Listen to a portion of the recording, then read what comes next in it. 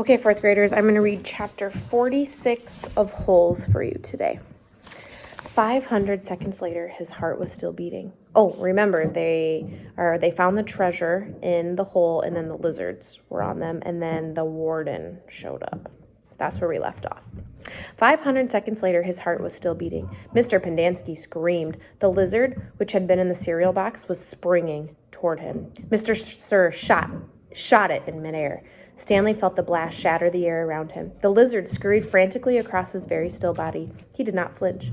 A lizard ran across his closed mouth. He glanced at Zero, and Zero's eyes met his. Somehow they were both still alive, at least for one more second. One more heartbeat.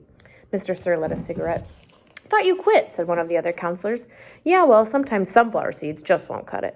He took a long drag on his cigarette. "I'm going to have nightmares for the rest of my life." "Maybe we should just shoot them," suggested Mr. Pendanski. "Who?" asked a counselor. "The lizard or the kids?" Mr. Pendanski laughed grimly. "The kids are going to die anyway." He laughed again. "At least we got plenty of graves to choose from." He's talking about all those holes that they just dug.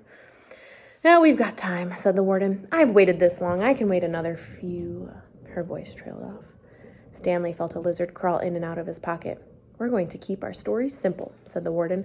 "That woman's going to ask a lot of questions. The AG will most likely initiate an investigation. So this is what happened. Stanley tried to run away in the night, fell in a hole, and the lizards got him. That's it. We're not even going to give them Zero's body. As far as anybody knows, Zero doesn't exist. Like Mom said, we've got plenty of graves to choose from."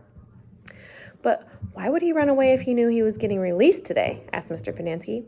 "Who knows? He's crazy. That's why we couldn't release him yesterday. He was delirious, and we had to keep watch over him so he couldn't hurt himself or anybody else." "She's not going to like it," said Mr. Pendanski.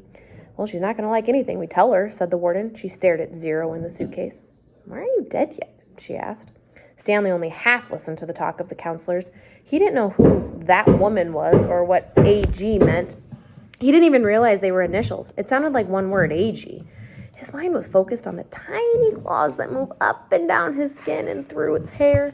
He tried to think about other things. He didn't want to die with the images of the warden, Mr. Sir, and the lizards etched into his brain. So instead, he tried to see his mother's face. His brain took him back to a time when he was very little, all bundled up in a snowsuit. He and his mother were walking hand in hand, mitten in mitten, when they both slipped on some ice and fell and rolled down a snow-covered hillside. They ended up at the bottom of the hill. He remembered he almost cried, but instead he laughed. His mother laughed too. He could feel the same lightheaded feeling he felt then, dizzy from rolling down the hill. He felt the sharp coldness of the snow against his ear. He could see flecks of snow on his mother's bright and cheery face. This is where he wanted to be when he died. "Hey, caveman, guess what?" said Mr. Sir. "You're innocent after all. I thought you'd like to know. Your lawyer came to get you yesterday. Too bad you weren't here." The words meant nothing to Stanley, who was still in the snow. He and his mother climbed back up the hill and rolled down again, this time on purpose. Later, they had hot chocolate with lots of melted marshmallows. "It's getting close to 4:30, said Mr. Pendanski. "They'll be waking up." The warden told the counselors to return to the tents. She told them to give the campers breakfast and to make sure they didn't talk to anyone. As long as they did, as they were told, they wouldn't have to dig any more holes. If they talked, they'd be severely punished. "How should we say they will be punished?" one of the counselors asked. Let them use their imaginations," said the warden. Stanley watched the counselors return to the tents, leaving only the warden and Mr. Sir behind. He knew the warden didn't care whether the campers dug any more holes or not.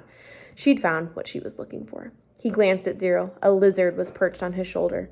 Zero remained perfectly still, except for his right hand, which slowly formed into a fist.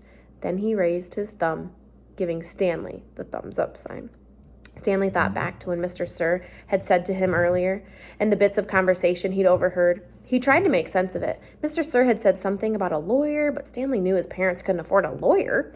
His legs were sore from remaining rigid for so long. Standing still was more strenuous than walking. He slowly allowed himself to lean against the side of the hole. The lizards didn't seem to mind. End of chapter 46.